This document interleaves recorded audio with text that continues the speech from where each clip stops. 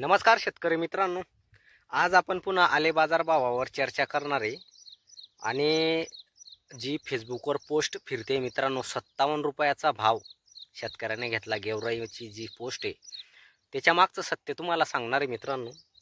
व्हिडिओला जर नवीन असाल तर चॅनलला शेअर सबस्क्राईब नक्की करा.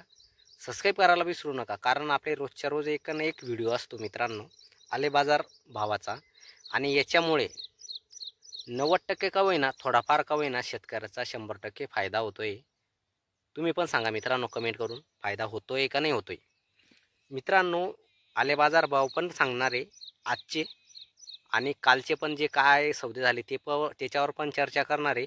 आणि जी फेसबुक पोस्ट फिरते मित्रांनो 57 रुपयाचा भाव, ती फेसबुक पोस्टचं सत्य तुम्हाला मी आता सांगतो मित्रांनो.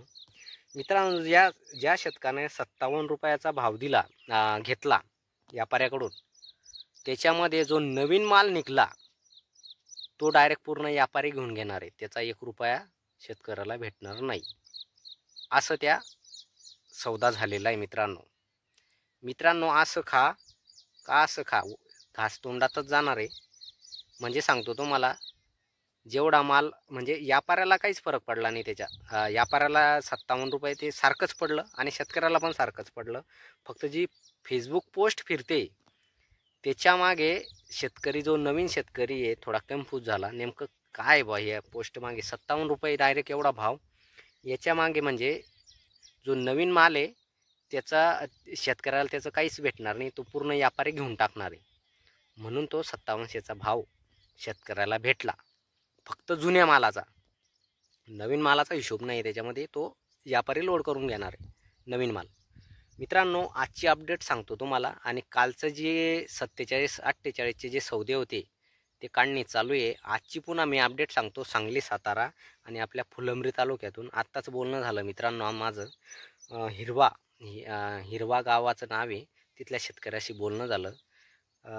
तिथं 5,000 रुपये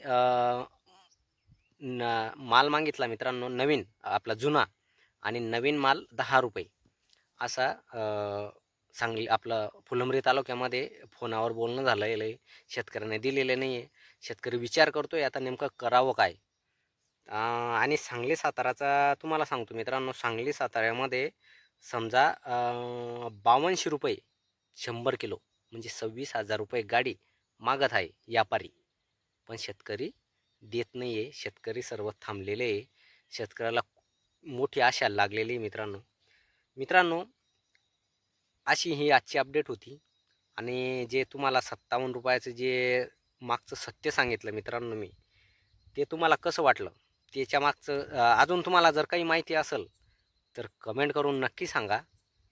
आणि आपल्या चॅनलला सबस्क्राईब करेल नसेल तर सबस्क्राईब करून घ्या. जय जवान जय किसान.